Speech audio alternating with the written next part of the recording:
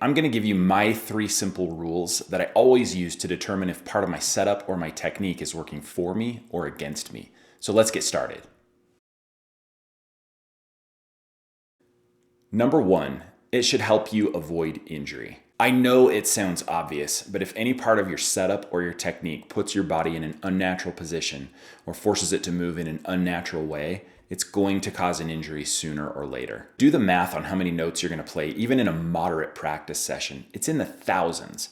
And over the course of your drumming career, you're going to play millions and millions of notes. There are a lot of these types of motions, but one of the easiest ones for me to think about is what we call the chicken wing. So when you're playing drums and your arm or your elbow sticks out to the side, that's going to put a lot of unnatural stress on that shoulder, your neck, and also your upper back.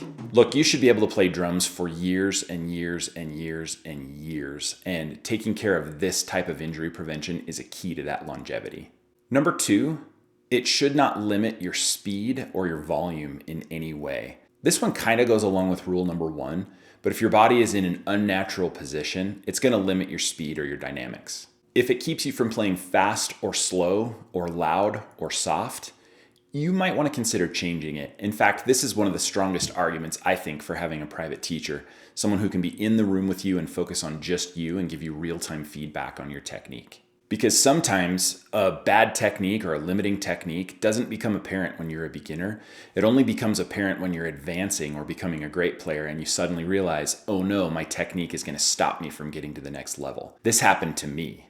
This is a pretty blunt example, but imagine only ever playing from your elbows and not using your shoulders or your wrists or your fingers.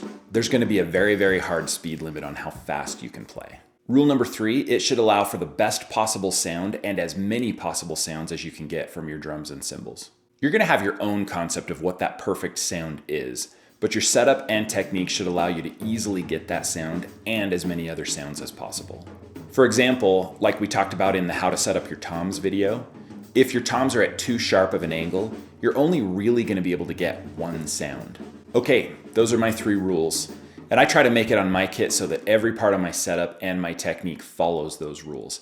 I know that every player is going to be different, so it's going to look different for you than it does for me, but these are really solid concepts and they're a great place to start. Okay, that's it for now. I'll see you later.